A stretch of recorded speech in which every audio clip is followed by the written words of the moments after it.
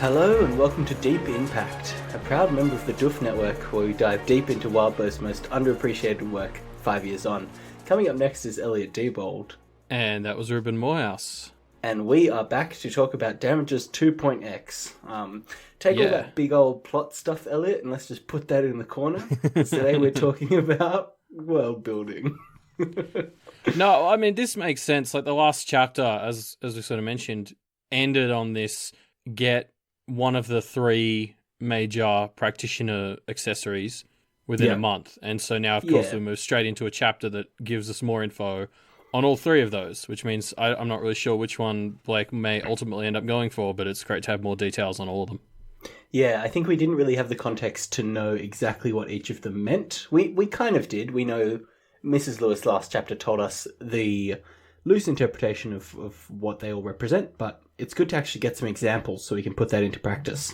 Yeah, definitely. I'd say the theme of this chapter is examples that are outside Jacob's bell, which is useful. Yeah, even just examples in general, I guess, is the alternate title for 2.x. So yeah, that's what this chapter is. It's a weird one to summarize because it doesn't really have a plot. It has case studies and then just one bit which is like a textbook. So I guess let's go. Yeah. No, I just wanted to say, I would have said this is basically all just a textbook chapter. And like, you're really deep into a story when, like, I was very excited when I was like, oh, sweet, it's just like textbooks on familiars.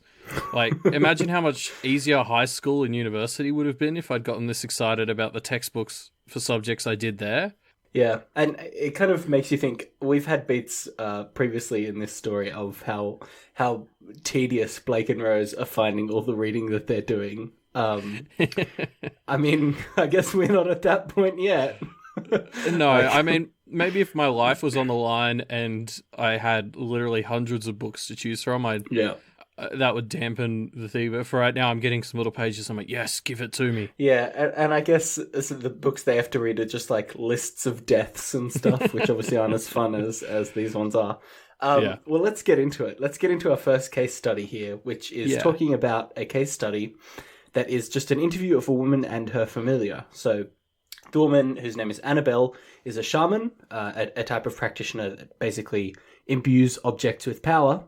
And her familiar is called Tromos, steed of Enyo. And he was a steed of a kind of dark goddess kind of type.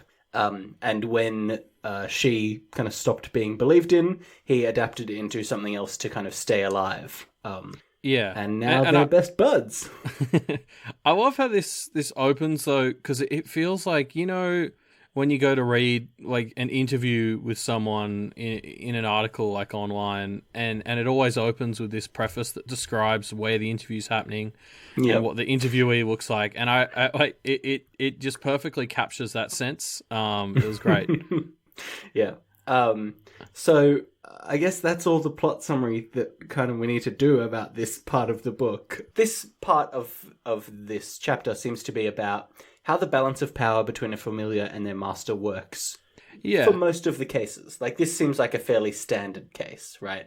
Maybe they have a bit of a better relationship than is traditional, but and more of a kind of level relationship than is traditional, but this seems to be basically how a familiar master relationship would work. Well, this seems like an ideal one. Like, she's a powerful shaman, he's a powerful spirit that kind of complements her skills. They have a good relationship, and she said she was lord of the city that she's in. So I think clearly it's meant to serve as an example of like when things go right, which is kind of contrasted with the one we'll get to later. But I like how even then, like we're still getting other little tidbits of information. Like we find out exactly what a shaman is, and we get these hints, or we get more hints that go into this whole thing of how belief powers things. Like it's very Discworld or American Gods, where as belief in the gods disappeared, so did their power.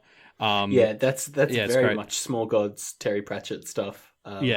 There's also something I like that is hinted at here, where Annabelle makes reference to something called the Rule of Threes. and it's it's kind of just another example of literary devices and metaphors just operating as real things in this world, which I love. Yeah. So the specific example is the way that Annabelle met Tromos, who became her familiar, is he was set upon her and kind of fucked her up really badly once. The second time it was less so, and the third time she kind of turned it around. And because it was the third time, there's this rule of threes where the third time kind of has this inherent power and people believe in it more, and therefore it's more important of a victory that she was able to kind of turn it around. Yeah. Which is, I mean, it's literally just a literary device that exists now because that's kind of the way Pact works, is things that are dramatic kind of just work in this world, which is great. I love it. Yeah, and that's a bit of another bit of a recurring theme in this chapter is we're constantly seeing how stuff is powered by how people think it would work, and we even see some examples of how changes in those trends change the balances of power. Yeah, I think we'll really get into that when we talk about the domains. How people think they work really reflects how they do work. Anyway, in this part of the chapter, we also kind of talk more about what it looks like for a master to kind of draw power from a familiar, and why others enter into these relationships willingly. So we get some of the reasoning that Tromos has entered into this relationship. Basically, he says he doesn't need to eat. It's as though he doesn't need to eat or sleep for a period of time while he's kind of bonded to Annabelle here. And while he's doing that, his power can grow. And sure, she will siphon some of it off, but he trusts her enough that he thinks he will have more power at the end. Seems like a good deal. He doesn't really decay or age in that kind of sense. Which, I mean, I think this was the intention of that line, but that immediately drew my mind to Rose. Like the concept that when he's as a familiar, it clearly changes the rules of how an other works. And so, specifically calling out that he doesn't degrade seems designed to make me think, oh, well, that's something Rose could apparently use. Yeah, it's very specifically, it seems very specifically pointed at like, hey, Rose, you're going to degrade. Oh, but others don't degrade. What's going on there? Especially considering we've kind of hit the vestige point a few times in the past chapter.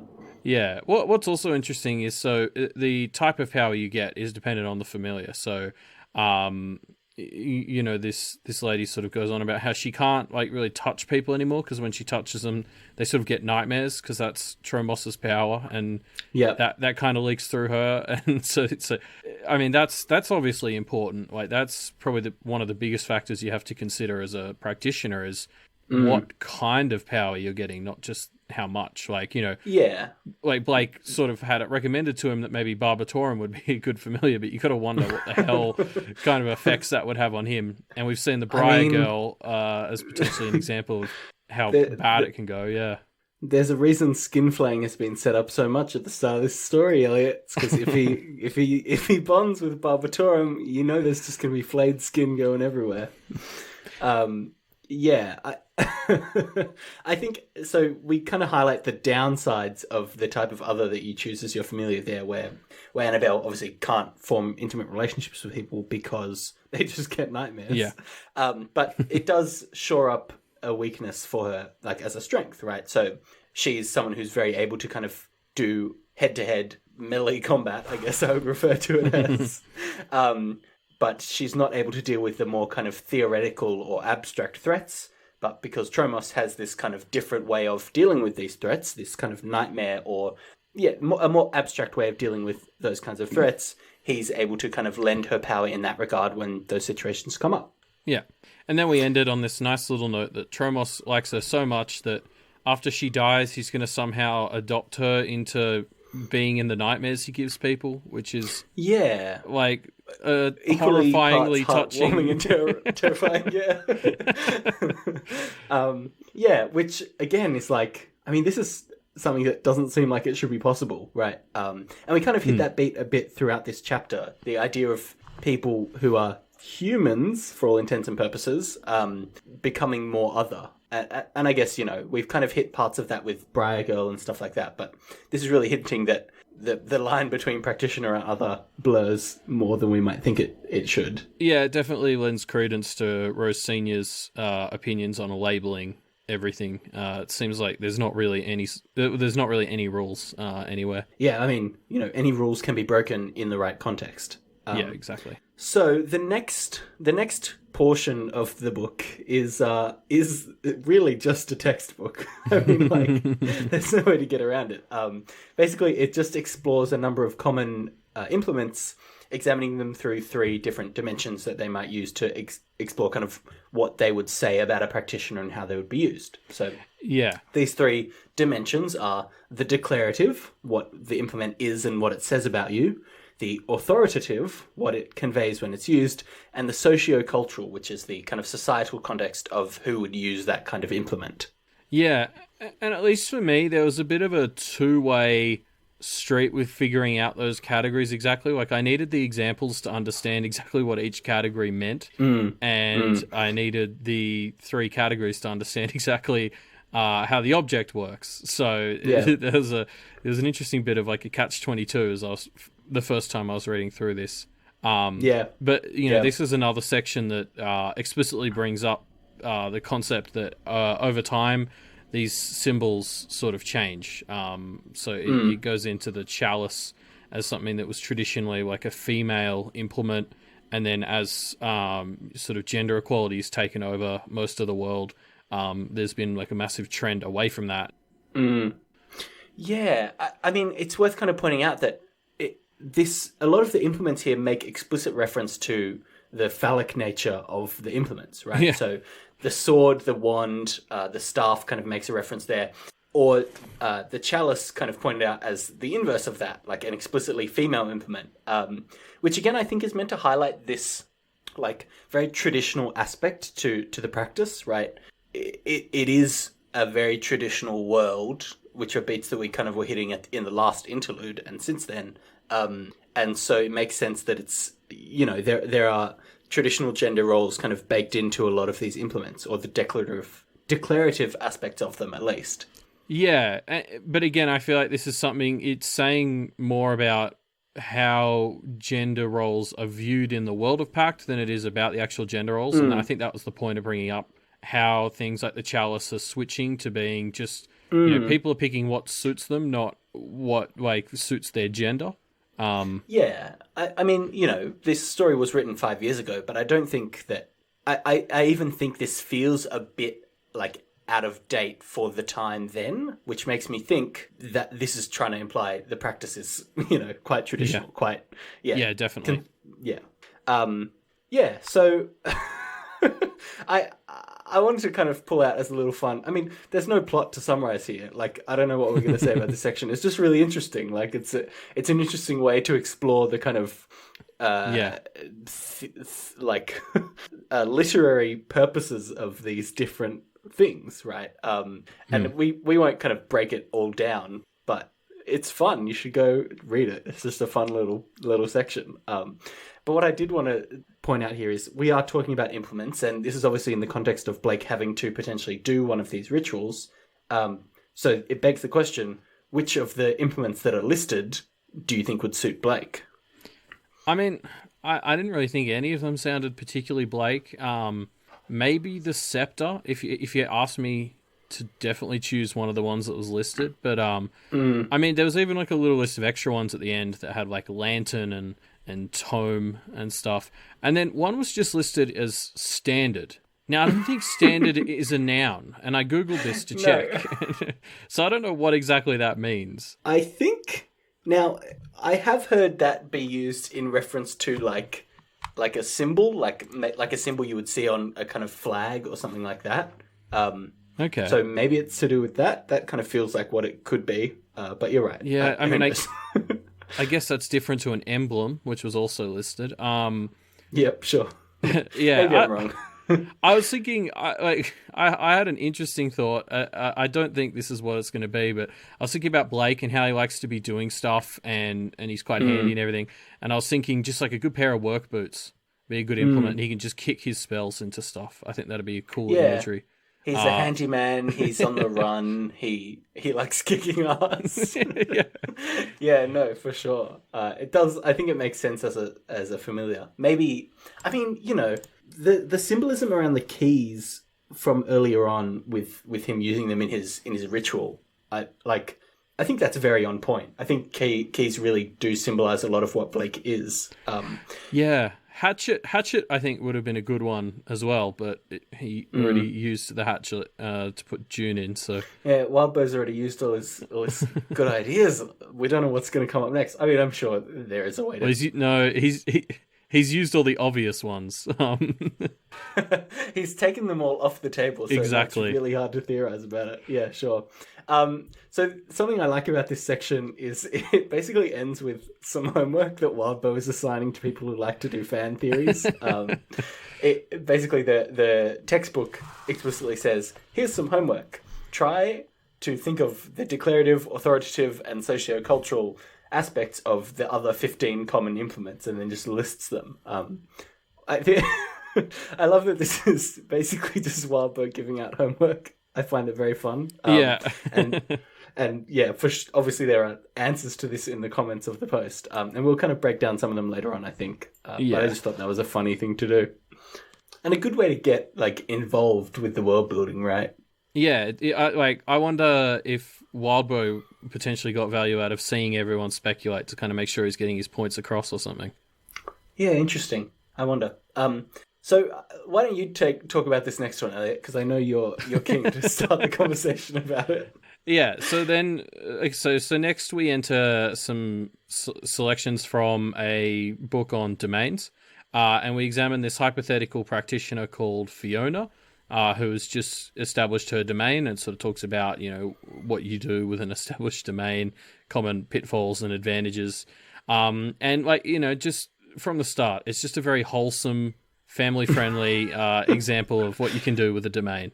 Yeah, well, yeah. So she's just kind of won the challenge for staking her claim, and she goes off to get out of it for a while, which is something the text talks about. But when she comes back, the first thing she does is turn it into a womb. And so this is a hypothetical practitioner, right? Yeah, but it feels very very specific. Well, what's interesting is, I mean, for what is literally meant to be a textbook example, it's pretty gruesome. It's just gross. She makes the walls extra fleshy, and moist she turns is a word that clock appears ticking there into heartbeats. It's very hard not to tie this to some stuff going on in Ward right now. But yeah, it's just great how it's the whole thing's so wholesome, and then it's just right in the middle of a sentence. It's just and then Fiona turns the walls into flesh, and it's wait, what? Yeah, and you're hold on. Yeah, it's talking about how she went and spent time with some friends that she didn't have time to hang out with because of the domain stuff, and then it kind of comes back to her coming home and turning it into a flesh apartment. So putting the weird flesh stuff aside for a second, this section does, as we talked about before, kind of make an example of how a domain is influenced by how the practitioner that owns the domain kind of sees it, right? So the textbook explicitly points out as a common pitfall, don't think that a domain should be this or that, because then it will become this or that, and this is why that's bad, basically. Yeah, well, you essentially, as a practitioner, you're essentially getting a space that you I think the text explicitly says you're kind of a god within. Yeah. And you have to be careful because humans don't make very good gods. There's been a lot of literature on that. And, you can let your subconscious have negative effects that run away from you if you're not careful. Yeah. I think something else that was interesting about this is it kind of talks about the type of power that you get from it. And how when you first make a domain, you will kind of be disappointed that you don't feel more powerful in it. Because the text kind of suggests that the real power of a domain isn't inherent. It kind of comes from this magical rent of a sort that others who kind of are around and want to be around will kind of pay tribute to you now that you've claimed that land, basically.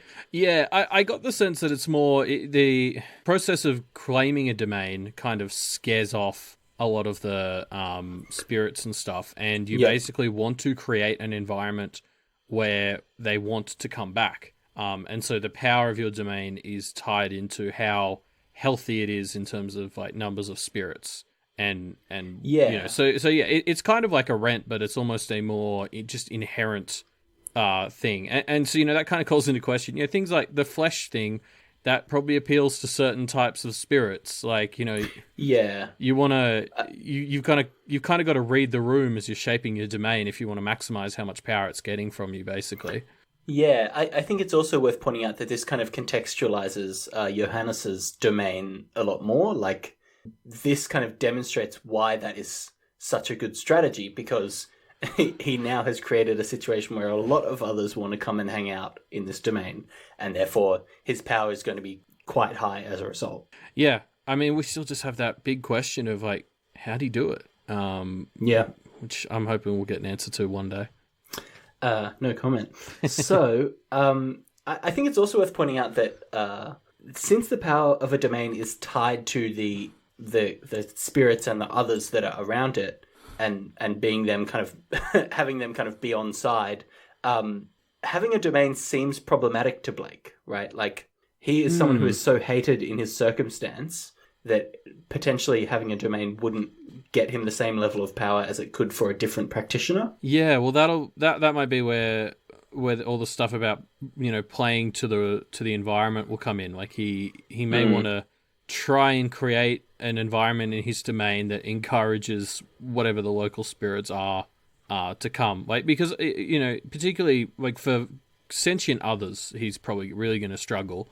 But for just like natural spirits, I mean, they're quite animalistic. So if he's just creating an environment they like, he should still be okay. But I guess we'll see. I think this is the part that I the least kind of see it tying directly back into Blake. This part of the chapter, and I think this is the nugget that we're trying to look at here is domain. The power from a domain isn't just inherent; it's based on relationships to others and spirits, and so that's why I think we're exploring it a bit here, is because for Blake, that's an interesting proposal, because he is detested by the universe. Yeah, that's a good point. So there are 4 parts to this chapter and only 3 rituals. So what's going on there? Well, the answer is we talk more about familiars. We get another example of a relationship between a familiar and their practitioner, but this one is very different to the previous one. Yeah, and I mean, it's worth pointing out, we saw how familiars impact domains as well. So familiars seem to be the most prominent feature in this chapter. But they're also the most intimate and flexible of all the relationships. So it kind of makes sense that they'd need the most explanation. Yeah. So where Annabelle and Chomos before were like a kind of a best case or a really great example of what it can look like to have a familiar. Yeah. Here we see Lacey and Vic, who are, I mean, the worst case, right? Assuming that you aren't dead, this is probably the worst case. And maybe even this is worse than if you were dead. Yeah, it's definitely... I mean, like, I think I feel more sorry for the Briar girl as a practitioner, but, than I do for Lacey. But I feel the most sorry for Vic in this situation. He definitely drew the short straw. And I guess Lacey's kind of being okay and trying to help out, but... it's interesting how little she sort of just accepts responsibility for how this is all her fault. We'll get into that. Let's talk about the plot, as it were. So Lacey and Vic were high school sweethearts. Lacey had a family that knew a bit about being a practitioner, and so she had kind of dabbled with the practice. Vic, who was a naturally talented baseball star, eventually Lacey and Vic got together, and Lacey started teaching him how to use controlled possession to make himself be kind of possessed by animalistic spirits during games, which would make him kind of stronger and faster, and a better player. Except, eventually it went bad. A spirit that possessed him kind of took control, and he blacked out, waking up having murdered and eaten somebody, and this spirit now is kind of very inherently tied into who he is. He is half spirit, half human, basically. Yeah, he blurs that line between human and other. It's interesting, like you said, they're high school sweethearts. I very much got the impression reading this that Lacey may have helped things along with regards to them originally hooking up. Like she's constantly talking about how she sort of cheated her way to the top, and Vic would seem like part of that. Yeah, she cheated the system. Yeah. Yeah, she doesn't explicitly say it, but you do get the impression that she's cheated the system in many ways. And that could be her one. Getting together with the jock, the prom king, or whatever. It makes sense as a narrative beat. Well, and Vic explicitly sort of says, "Oh, it was like the first time we said hello. I was just instantly in love, and we've like never been apart since," which just reeks of suspicious play to me. Yeah. No, they're just high school sweethearts, Elliot. It's fine, and nothing will go wrong for them, I'm sure. Yeah, so basically after that, Lacey and Vic's life has been about trying to keep as much Vic as possible while this primal spirit gains more ground, basically, as part of him. And one of the things that they did was make Vic into Lacey's familiar as a way to kind of bind them together and also contain the spirit as much as possible. Yeah. And so it's interesting. I'd be very curious to know how much of Lacey's motivation behind all of this was genuine and how much was karmic, or if there's overlap there, because it seems like she would be karmically responsible for what happens to Vic. But it's interesting. We learn a lot about how like Vic didn't really go to jail for his murder because they did the familiar ritual, and so the universe kind of conspired to keep them together. So there's like this karmic tie between a person and their familiar that helps to keep them together. Yeah, in the sense that if Vic went to jail, he would have been kind of too far away from her, and that isn't balanced with their tie. And so Lacey gives an example of there was a pregnancy scare for a while, and she suspects that the universe was trying to have her move to a town just outside of a prison so that Vic would be in prison and she would be just outside of it, and they'd be, close. But she dealt with that, and then there hasn't been anything else since. Yeah. And so what's interesting, I got the impression that their relationship is not good. Yeah. Just from the things they were openly saying in front of each other. And I wonder, how, if you say negative things about your familiar, is that bad karma? And maybe they're trying to avoid doing that. What? Because they sort of, they avoid confronting each other about anything, but there's all these sort of passive-aggressive pieces of phrasing that definitely imply blame or something between each other. So, I wonder if we're trying to hint at part of the relationship between familiar and practitioner there. Yeah, I think it's interesting to think about why there's a fourth beat here, why there's a fourth part of this chapter, because it's so depressing, right? It really is depressing. And specifically, this is the part that the interlude leaves us on. Yeah. And so this is our final impression of the chapter. And we know that this chapter exists to give us context on the rituals that Blake might be about to do. The fact that it ends on this note feels like a bad sign. Yeah, it feels like it's a bit of a warning. We sort of had the positive example, very textbook example, kind of creepy example, and now we have this shit can go wrong if you're not careful example. Yeah. Yeah, and not just the familiar relationship which has kind of gone wrong in this example, but even just being in the practice in general. We get a quite tangible version of how that can go badly. Yeah. Yeah, well, it's a depressing note to leave the chapter on, but that's just how it goes, I guess. That's how it ends. Yeah. So what are your overall thoughts on this chapter, Elliot? Yeah, I liked it. I think it's great. Just giving us bits of a textbook as a way to just dump information shouldn't be a good thing, but somehow it was. Yeah, I really do think it is, because there's just so many, literary techniques that are literal in the world of Pact, right?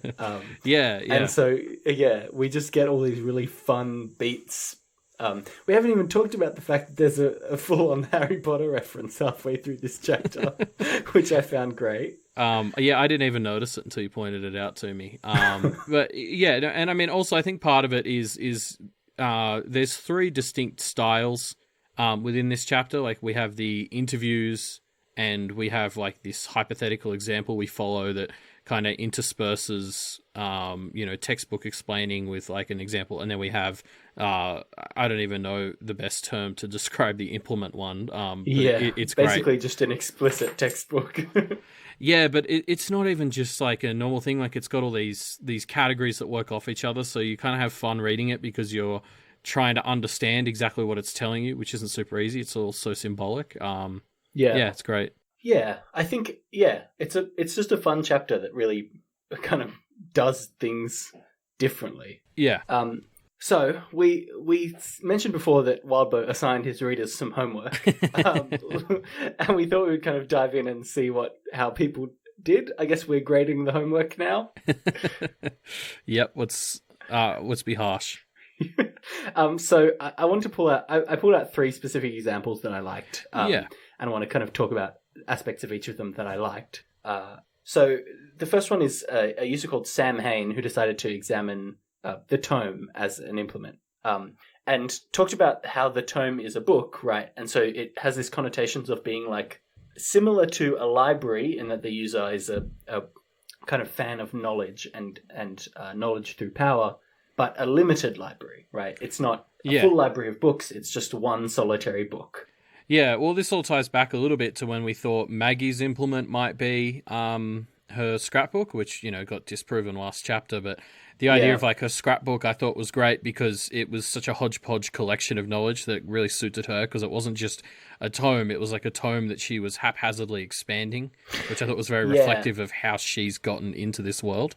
It even there was a comment in our discussion thread for our previous chapter, Damages 2.6, talking about how Maggie revealed her implement as this like sacrificial knife and how it didn't kind of make sense. And thinking about it and thinking about this example of the tome and Maggie's kind of tweak of that with the scrapbook, it almost seems like the knife doesn't make sense and the scrapbook does, to the extent that she could have lied about her implement and our original fan theory could be right and the scrapbook is actually her implement.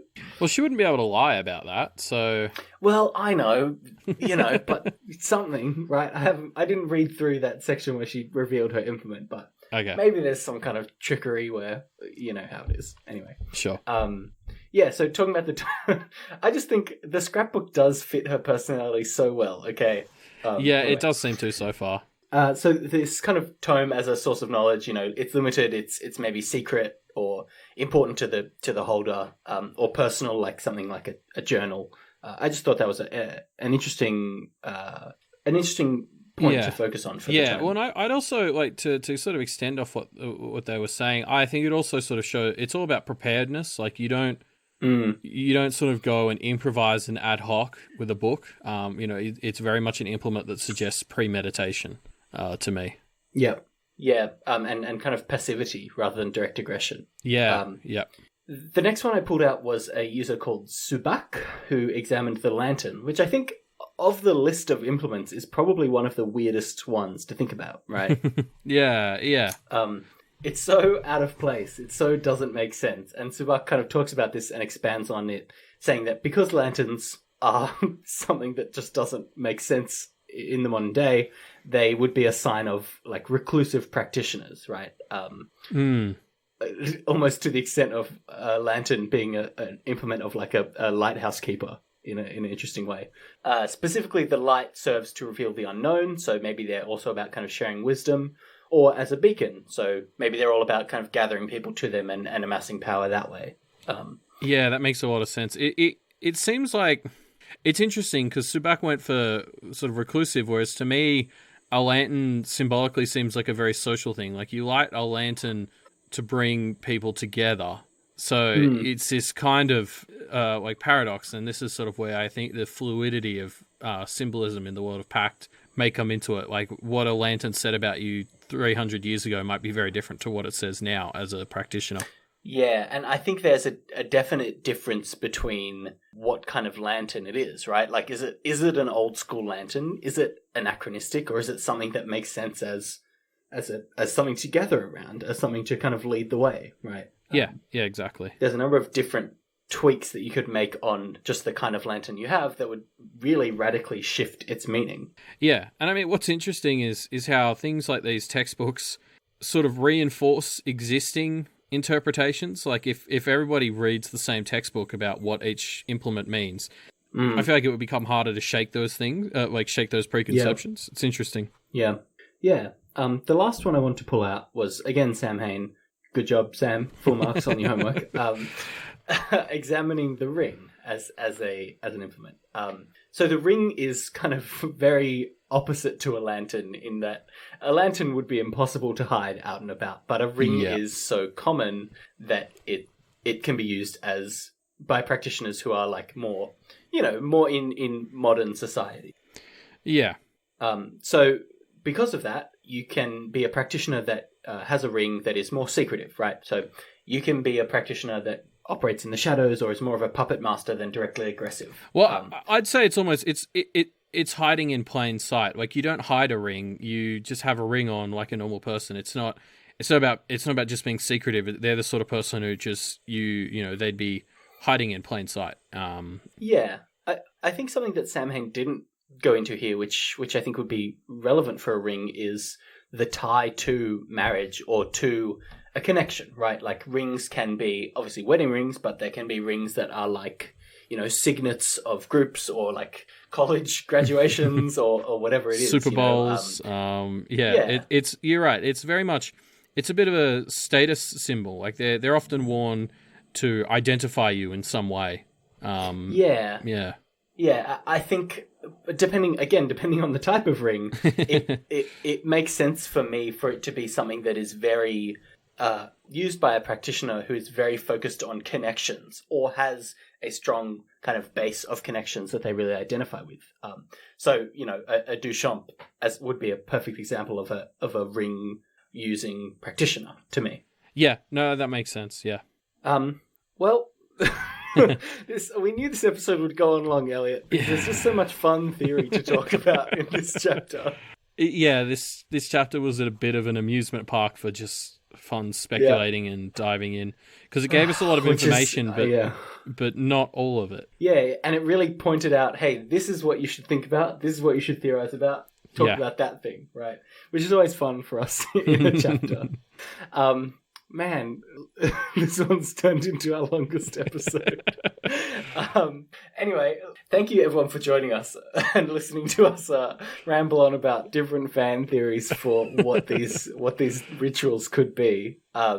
If you missed our episode last week, you will not have heard that we have now joined the Doof Media network, which we're very happy to be a part of. I realise I've been pronouncing it very Australian as Doof. Yeah, me too. Of Doof, as they say it in the US.